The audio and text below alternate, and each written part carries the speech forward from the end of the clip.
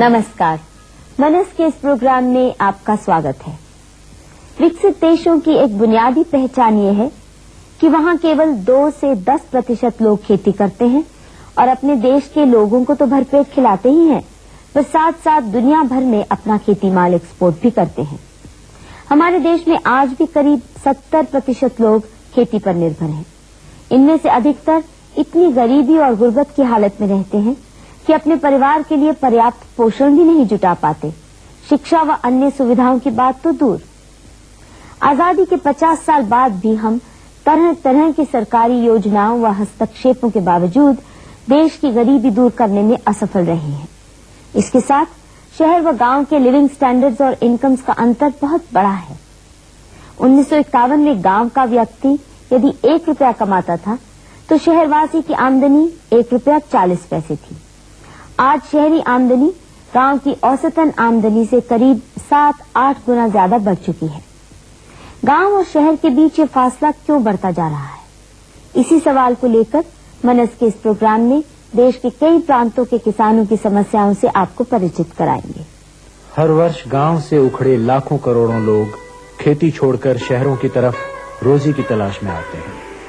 इनमें से अधिकतर इतनी फटेहाली में होते हैं कि फुटपाथ पर, गंदे नालों के किनारे, गंदी से गंदी जगह में छोटी सी झुग्गियों में रहकर, रिक्शा चलाकर, फुटपाथों पर पान, बीड़ी, फल सब्जी बेचकर, कूड़ा बीनकर, दूसरों के जूठे बर्तन मांजकर जीविका कमाने को किसानी की जिंदगी से बेहतर समझते हैं। कि हमारे गरीब उनकी गरीबी गांव से प्राप्त करते हैं। शहर में जो गरीब होते हैं तो गांव से वहां गए हुए निर्वासित गरीब होते हैं। अगर वो गरीब है तो उसका कारण यह है कि खेती गरीब है। खेती नहीं गरीब रहती तो वो गरीब नहीं रहते। जिस समय आजादी हुई थी तो उस समय तकरीबन जो जीडीपी है, नेशन की पूरी इनकम जो थी, वो 54% आती थी एग्रीकल्चर से। और कितने लोग काम करते थे एग्रीकल्चर में? तकरीबन 71%, 72% के करीब लोग काम करते थे। 1996 में तकरीबन 30% इनकम जो है वो आती है एग्रीकल्चर से। तो 54 से 30% पे तो नेशनल केक का कंट्रीब्यूशन जो एग्रीकल्चर से आ रहा है, कृषि से, वो है। लेकिन लोग कितने कम हुए वहां से? वो अच्छा साइन है, लेकिन लोग कितने कम हुए? वहां जो वर्किंग पॉपुलेशन है वो 71% से लेके 65% पे आई है। तो रिलेटिवली ज्यादा लोग उस कम जो आधी इनकम रह गई है रियल रिलेटिव टर्म्स में, तो वो शेयर कर रहे हैं। तो ये तो बहुत क्लियर है कि अर्बन रूरल डिवाइड जो है वो प्लानिंग के बावजूद, सोशलिस्टिक पैटर्न ऑफ सोसाइटी के होने के बावजूद बढ़ा है और काफी तेजी से बढ़ा है। अंग्रेज जो यहाँ करता था कि यहाँ पैदा होने वाली चीजें सस्ते में खरीद लेता था और वहां पैदा होने वाले कपड़ा जैसे चीजें महंगे कीमत में बेचता था और उससे जो मुनाफा मिलता था उससे मैनचेस्टर, लैंकेशायर जैसे शहर अमीर करता था। आजादी के बाद यही हुआ कि काला अंग्रेज चला गया और गोरा अंग्रेज चला गया, काला अंग्रेज उसकी जगह पे आ गया और उन्होंने करीब करीब वही नीति चलाई। मैनचेस्टर और लैंकेशायर की जगह पे बम्बई और दिल्ली को बड़ा करने की कोशिश की। यूं कहने को हिंदुस्तान एक देश होने के नाते एक यूनिफाइड मार्केट है, लेकिन किसानों के लिए सरकार जब मर्जी कहीं भी लक्ष्मण रेखाएं खींच देती है। बंदिशों का सबसे ज्यादा त्रास गेहूं व चावल उगाने वाले किसानों ने सहा है, खासकर हरियाणा और पंजाब के किसानों ने, जिन्होंने हरित क्रांति लाकर देश को अनाज में आत्मनिर्भर बनाया और सारे देश का पेट भरा। इन्हें अपनी ही फसल अपने मनपसंद ग्राहक को बेचने की आजादी नहीं रही है। देश के किसी अन्य प्रांत में तो क्या, अपना उगाया अनाज अपनी तहसील या लोकल मंडी में प्राइवेट ट्रेडर्स को देने पर भी कड़ी मनाहियां रही हैं। पहले तो तहसील लेवल तक भी ये कि पब्लिक डिस्ट्रीब्यूशन सिस्टम की वजह से ये करते थे कि एक तहसील से दूसरी तहसील तक नहीं जाने देंगे। तो ये इतना बड़ा दबाव था। अपनी गेहूं खुद की पैदा की हुई सिर्फ 6 किलो सिर पे उठाते थे हम गुत्थी में, और वो लेके जब जाते, जब हरियाणा का बॉर्डर क्रॉस करते तो हमें गिरफ्तार कर लिया जाता। 5-5 लोगों के जत्थे हम लेके जाते, तो गिरफ्तार करके कोर्ट में पेश किया जाता कि इन्होंने स्मगलिंग की है, अपनी गेहूं को अपने ही देश में दूसरे प्रांत में ले जाने में स्मगलिंग की है। तो इस स्मगलिंग के दोष में हमें गिरफ्तार किया जाता, कैद होती 30 दिन की, और उसके बाद साथ उसके जुर्माना होता, वो ना देने की सूरत में 10 दिन की। और डिस्ट्रिक्ट कमिश्नर के आदेश आते थे गांव-गांव में मुनादी से कि कोई भी किसान सरकारी केंद्र के अलावा कहीं भी गेहूं नहीं लेकर जाएगा, कहीं कोई फसल नहीं लेकर जाएगा। किसान मजबूर होकर के अपने घर में अगर गेहूं रख लेते थे तो सरकार जो है पुलिस भेज करके गेहूं घर से निकलवा लेती थी। दूसरे मंडी में ले जाने की कोशिश करते, जैसे शहर में पानीपत में ले जाना है, आसपास गांव में शहर में ले जाना, दिल्ली में ले जाना, तो सरकार बैरियर लगा करके वहां पकड़ लेती थी। ट्रैक्टर ट्रॉली को जो है थाने में ले जाकर उसका चालान कर देती थी, उस पर केस बना देती थी। हम आज भी देखते हैं कि वैगन उपलब्ध नहीं कराई जाती, या तो बैंकों को ये कहा जाता है कि इस समय जो गोडाउन में गेहूं किसान रखने की कोशिश करे तो उसको क्रेडिट नहीं देना। व्यापारी के हाथ में अगर गेहूं आ जाता है या चावल आ जाती है, फिर व्यापारी उस पर कर्जा ले सकता है, लेकिन किसानों को कर्जा नहीं दिया जाता। तो अलग अलग साधन हाथ में लाकर किसानों को मजबूर किया जाता है कम कीमत पर अपनी फसल बेचने के लिए। ट्रेडर उसको खरीद कर रख नहीं सकता क्योंकि आपका एसेंशियल कमोडिटीज एक्ट उस पर लगता है और वो स्टॉकिंग लिमिट्स हैं उसके ऊपर। बाहर वो भेज नहीं सकते, आप उस दायरे से, उस डिस्ट्रिक्ट से बाहर नहीं निकलने देते या उस स्टेट से बाहर नहीं निकलने देते, तो बाजार की कीमत तो अपने आप क्रैश होगी। जब क्रैश होगी तो आप गवर्नमेंट कहती है हम तो आपको बचा रहे हैं, आपको एक सपोर्ट प्राइस दे रहे हैं। It's a farce. गेहूं तो सरकार सीधे किसान से ही हथियाती रही है, परंतु चावल राइस मिल्स पर लेवी लगाकर बाजार भाव से कहीं कम सरकार अपनी निर्धारित कीमतों पर खरीदती है। इससे धान की कीमतें बाजार में भी गिर जाती हैं और किसानों के लिए धान उगाना घाटे का सौदा बन गया है। केरल इत्यादि में बहुत से किसानों ने धान उगाना ही बंद कर दिया है। 1996 में सरकार ने घोषणा की थी कि राइस लेवी बंद होगी, पर ऐसा हुआ नहीं। लेवी लगने के बहाने से प्रोडक्शन पर जो है वो कम कीमत पर जो है व्यापारी धान को खरीदता है और बहाना बना देता है कि मैंने लेवी का चावल देना है। इससे किसान को बहुत कम कीमत मिलती है और उसकी जो वैल्यू है वो कम हो जाती है। इस पॉलिसी से प्राइवेट ट्रेडर्स को हरासमेंट जरूर है, लेकिन मुनाफे में कमी नहीं, पर सबसे ज्यादा फायदा है नौकरशाही का। भारतीय खाद्य निगम गवर्नमेंट एजेंसी के थ्रू हमको सप्लाई जो देनी पड़ती है, उसमें जगह जगह पर हम लोगों को उनको सही कहने के नाम के लिए हमको उनके नाम का उनको कुछ देना पड़ता है। वो सही को सही कहने के नाम के लिए कोई क्वालिटी के नाम का है, कोई पेमेंट के नाम का है, तो पेमेंट एंड पेमेंट के नाम के भी। तो हर जगह जो है पैसे का इतना बोलबाला हो चुका है कि उसके लिए भी हर आदमी की कोशिश नहीं होती कि यार इस मामले में इन्वॉल्वमेंट होकर के तो भी लेवी से बचना पड़ता है। और वो लेवी में जितना भी चावल ज्यादा जाता है वो सड़ता है गोदामों के अंदर। लेकिन सरकार ये चाहती है कि भाई चलो जितना भी लेवी जो है ना ज्यादा आएगी तो उसके अंदर जो है ना सरकार मुलाजिमों को ज्यादा उसके अंदर उसकी अपनी वो बनेगी। सरेआम जो है ना पैसे लेते हैं, कोई ऐसी बात नहीं है, उसमें चोरी छपे की बात नहीं है। अनाज के व्यापार पर कड़ी बंदिशों की सरकार ये जस्टिफिकेशन देती है कि राशन दुकानों यानी पीडीएस के माध्यम से गरीबों को सस्ता अनाज देना है, परंतु गरीबों तक राशन अनाज कितना कम पहुंच पाता है, इसका अंदाजा इससे लगाया जा सकता है कि लगभग 80% राशन दुकानें शहरी इलाकों में हैं, जबकि 80% से ज्यादा गरीब लोग गांवों में रहते हैं और खुद खेती पर निर्भर हैं। अगर कुछ गरीब ऐसे हैं कि जिनके पास अनाज खरीदने के लिए पैसा नहीं होता, तो शासन की कोई दूसरी नीतियां गलत है जिसके कारण उनके हाथ में पैसा नहीं आता, वो आने के लिए कुछ करना पड़ेगा। लेकिन जो किसान पहले भी गरीब है, गरीब होते जा रहे हैं, उन्हीं से कुछ निकालकर और ये गरीबों को देने की कोशिश है। इसका मतलब ये कि बंबई वालों की कुछ कमी नहीं होगी, दिल्ली वालों की कुछ कमी नहीं होगी, एक गरीब के जेब से निकालकर दूसरे गरीब में डाल देने की कोशिश होगी। गेहूं और चावल के अलावा हमारी सरकार चीनी को भी एसेंशियल कमोडिटी का दर्जा देती है। किसानों को गन्ना भी सरकार द्वारा नियंत्रित कीमतों पर अपने एरिया की एक निर्धारित शुगर मिल को देना पड़ता है।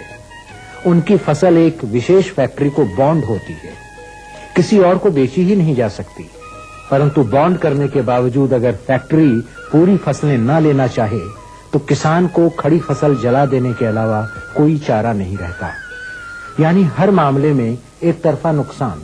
गन्ने में देने में प्रॉब्लम तो बहुत ज्यादा है। ये जिम्मेदार को पैसा देने में बहुत ज्यादा हमको खराबी करते हैं। 2-2 महीना 3-3 महीना पैसा नहीं देते। ये गन्ना तोड़ रहे हैं ना, जो इसका पैसा अगली बार मिलेगा जब मिल चलेगा। गन्ने की इतनी समस्या आ चुकी मारे को, हम ना बोए जब हमारा पल्ले नहीं, बोले जब कुछ पल्ले नहीं, लेकिन गन्ना गिर के हमें धक्के मिलते हैं, कोई पैसा नहीं मिलता हमारे को। और अंदाजा तकरीबन हमारा किसानों का 10 करोड़ रुपया बकाया है मिल के अंदर।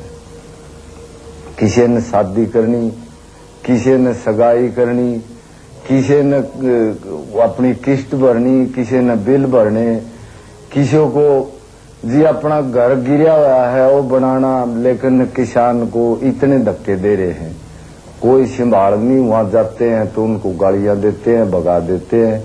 ऊपरला गन्ना आने को तैयार हो गया, हमारा अब तक कोई पैसा नहीं दे रहे। अभी हमारा 2-2, 4-4 किला हर एक जिम्मेदार का गन्ना खड़ा है। हमको बहुत दिक्कत हो रहा है। ये गवर्नमेंट जो है हमको बहुत ज्यादा मुश्किल में किसान लोग पड़ा है। जो जहाँ सारे मुल्क का अन्नदाता होता है किसान लोग, इसको बहुत गवर्नमेंट ने दिक्कत में डाला हुआ है।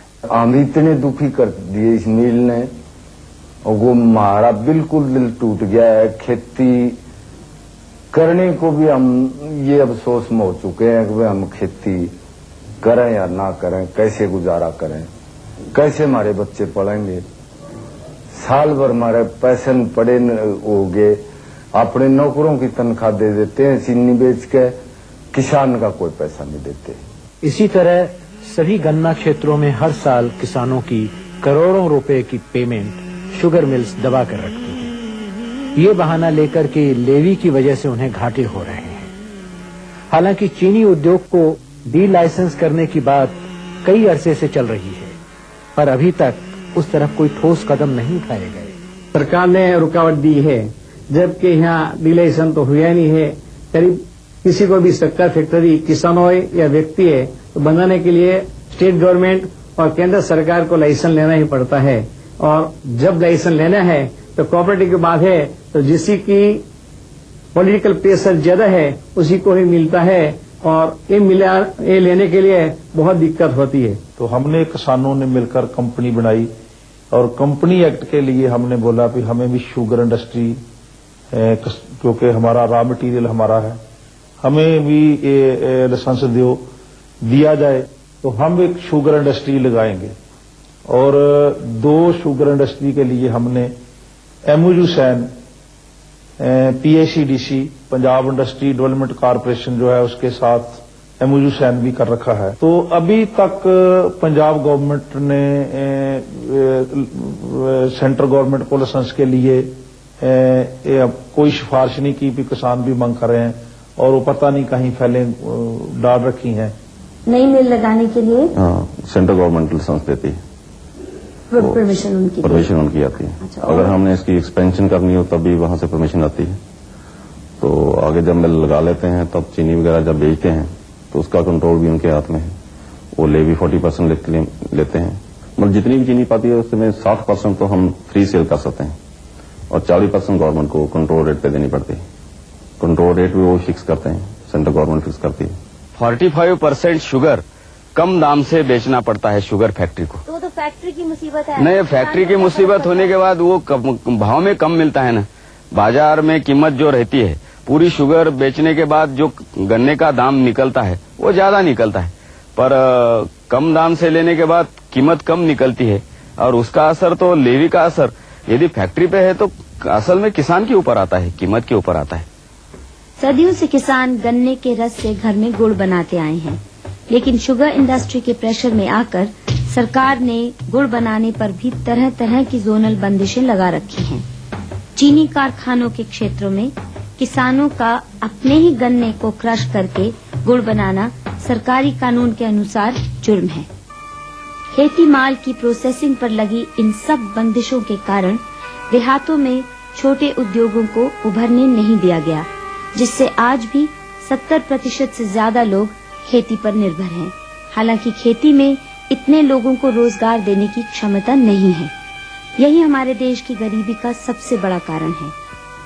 बिना लाइसेंस प्रोसेसिंग करने की इजाजत नहीं और बिना राजनीतिक प्रभाव के लाइसेंस मिलना संभव नहीं। ये raw cotton act, essential commodities act, ये ऐसे कानून है कि जिसमें जो भी चीज हम लोग किसान उगाते हैं उसको जिस तरह से जैसे उगता है वैसे ही बेच देना पड़ता है। कोई भी चीज हम जाके चौक में या बाजार में नहीं बेच सकते हैं, कॉटन की प्रोसेसिंग नहीं कर सकते, यहाँ तक के कि घर में गद्दे भरने के लिए भी कॉटन, उसकी प्रोसेसिंग हम नहीं कर सकते। फेडरेशन का कायदा रॉ कॉटन एक्ट होने के बाद कई जगह पे गद्दे भी जब्त किए गए हैं। पुलिस ने इतना इन्फोर्स किया है उस कायदे को। जीन नहीं कर सकते, उसको ऑयल नहीं निकाल सकते, खली नहीं बना सकते, और कोई करे तो गुनाह है। ये सब इसलिए कि किसान सरकार द्वारा तय कीमत पर सरकारी एजेंसीज को ही कपास बेचें। इसके अलावा किसानों के लिए जहां मर्जी इकोनॉमिक बॉर्डर्स खड़े कर दिए जाते हैं। महाराष्ट्र के कपास किसानों ने सरकार की मोनोपोली प्रोक्योरमेंट के खिलाफ लंबे आंदोलन लड़े। उन्हें प्राइवेट ट्रेडर्स को या बगल के प्रांतों की मंडियों में अपनी कपास बेचने की इजाजत नहीं। ये सब टेक्सटाइल इंडस्ट्री के दबाव से, ताकि उन्हें कम से कम भाव में कपास मिले। महाराष्ट्र गवर्नमेंट की एक रॉ कॉटन मोनोपोली प्रोक्योरमेंट बोल के पणन महासंघ ऐसी संस्था है जो महाराष्ट्र में ही है। इसके अलावा ओपन मार्केट यानी कि खुली खरीदी महाराष्ट्र में नहीं है। व्यापारियों को खरीदी करने का यहाँ कानून नहीं है और उसको ही बेचना पड़ता है। हर साल पे सेंट्रल गवर्नमेंट सपोर्ट प्राइस यानी कि आधारभूत कीमत निकालती है हंगाम सीजन के पहले, और उसके आधार से ये फेडरेशन खरीदी करता है। पिछले 20-22 साल में एक 3 साल छोड़ के महाराष्ट्र के कपास किसान को बाजू के जो स्टेट है जहां ओपन मार्केट है, खुली खरीदी है, उससे रेट कम मिले हैं।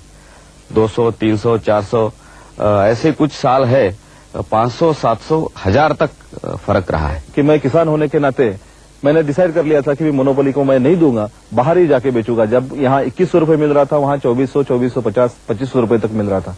जब मैं गया तो मेरे गाड़ी को रोकने का प्रयास हुआ, लेकिन देखा उसने कि भाई ये किसान संगठन का नेता है, तो मेरे गाड़ी को तो छोड़ दिया। लेकिन बाद में 5-6 गाड़ियां जो आई तो एक ही पुलिस स्टेशन 5-5 हजार रुपए, 4-4 हजार रुपए ऐड गया उनसे। और हर जगह पे कहीं पुलिस दिखता है तो 50-100 रुपए उसको देने ही पड़ते हैं। आरटीओ चेकिंग जो होती है दोनों स्टेट की, वहां पे 300-400 रुपए, लेकिन उनका डिसाइडेड रेट रहता है। गए साल में तो ऐसा कंपटीशन रहा कि जो बॉर्डर पे पुलिस चौकियां थी वहां डेपुटेशन करने के लिए फौजदार या इंस्पेक्टर हो, उसके लिए मंत्री और उसके जो लीडर है उसके लिए तो 5-5 लाख 10-10 लाख रुपए दे के वहां ड्यूटी लेते थे। उद्योग में देखें तो उनकी कीमतों पे इतना प्रोटेक्शन दिया गया है, क्योंकि इंपोर्ट कोई चीज नहीं हो सकती, होगी तो 40% इंपोर्ट ड्यूटी लगेगी या 60% इंपोर्ट ड्यूटी लगेगी, और 300% तक भी थी। ठीक है, आज की डेट पे भी आपकी एवरेज ड्यूटी 30% से नीचे नहीं है तकरीबन। तो उस स्थिति में क्या होता है कि इंडस्ट्रियल प्राइसेस, जो औद्योगिक वस्तुओं की कीमतें हैं, वो तो बढ़ जाती हैं, और एग्रीकल्चरल प्राइसेस को आपने दबा के रखा, तो जो टर्म्स ऑफ ट्रेड है इंडस्ट्री और एग्रीकल्चर के बीच में, वो एग्रीकल्चर के अगेंस्ट हो जाता है। कॉटन एक्सपोर्ट पर भी अजीबोगरीब बंदिशें हैं। टेक्सटाइल इंडस्ट्री जब चाहे सिंथेटिक फाइबर और विदेशी कपास इंपोर्ट कर लेती है, पर यहाँ की कपास का एक्सपोर्ट कोटा सरकार हर साल मनमाने ढंग से तय या कैंसिल कर देती है, ताकि इंटरनेशनल मार्केट में उसकी डिमांड के बावजूद कोई ठोस हैसियत न बन पाए।